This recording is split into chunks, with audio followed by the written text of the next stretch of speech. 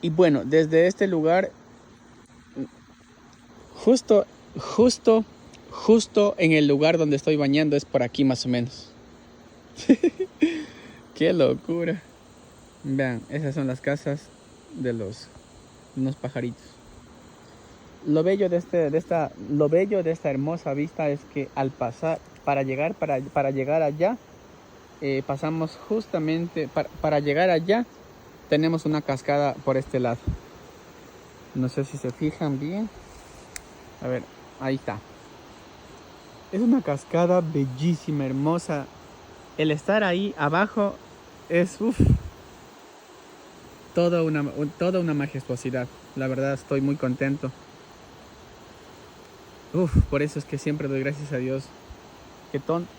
Que cómo es que pudo inspirarse en tan, en tan hermosas bellezas como estos lugares.